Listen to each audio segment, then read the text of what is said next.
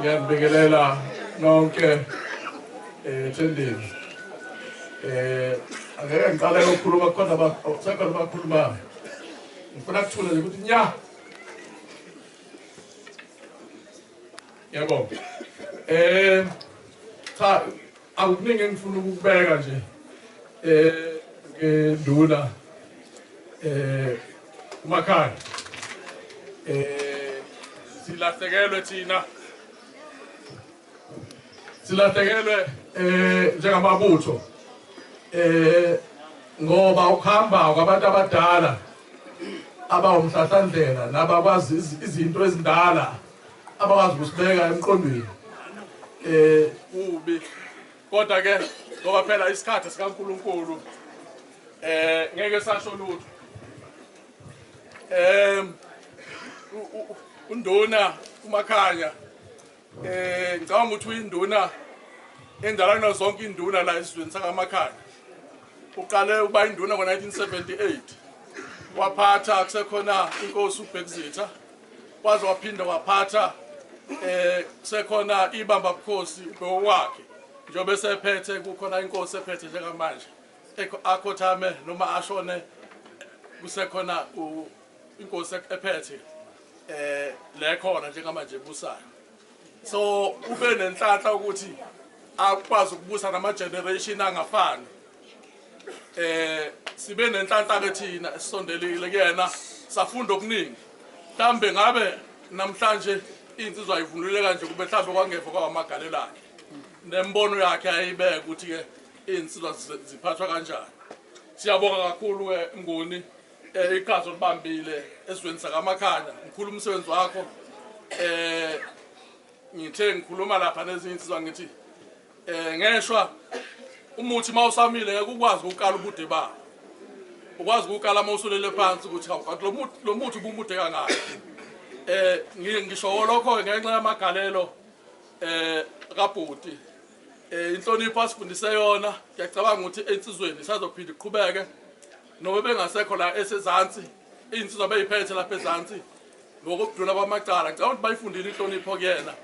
futhi bazoqhubeka isizwe nesigodi basiphathe kahle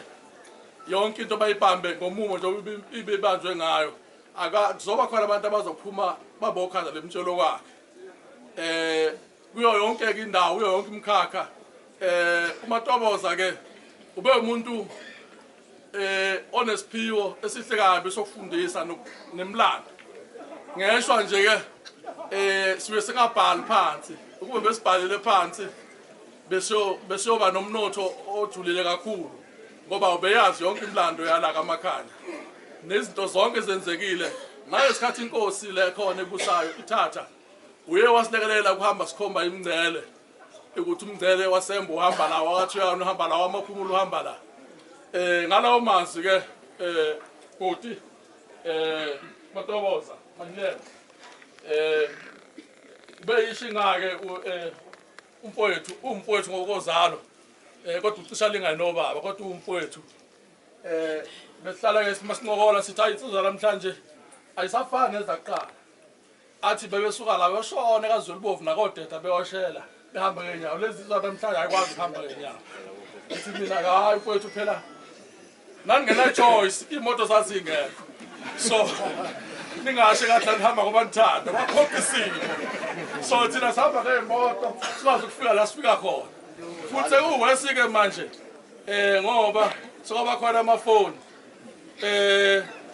ngicela kakhulu ukuthi kwenzekani ngamafoni kodwa nje kuningi okwenzeka emafonini. Njengoba sila nje sobe sesimona sesisemafonini ngoba lamafoni athathe. Siyakhuluma nje bathatha konke kodwa ke lilonke mfowethu wena kalashinga wena kamtamelo uhambe kahle usikhonzele ke kwabanye abaphambili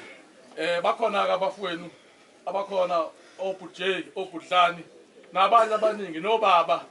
abanye abangasekho wamkhuhlane wabustifani nabanye bomndeni wonke waMakhanya ngeke ngibaqede kodwa ke egameni lomhlaba uhlangene weinsizwa sala imbumbulu sithi siyabonga iqhaza lakho libambile futhi nabanye ngathi bangafunda kungapheli ngawe uba khona kweinsizwa kaMakhanya Uhlangene Uhlangene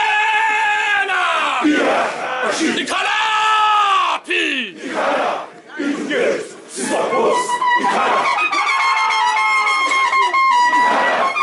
Yes Sister Boss Ikhala Ikhala Fethu Ikhala Yes Sister Boss Ikhala Hayna nani Hayna Ikunzeja Hayna nani Hayna Ikunzeja Hayna Esindoda Yes Esindoda Yes Esindoda Yes Esindoda Yes Esindoda Yes Esindoda Yes Abethoyapi Oya Iyashisithi kwesethi ashikene Abethoyapi Oya Iyashisithi kwesethi ashikene Abethoyapi Oya Iyashisithi kwesethi ashikene Bathoyinja mlungu wathinta thina wathinta abanga so Bathoyinja mlungu wathinta thina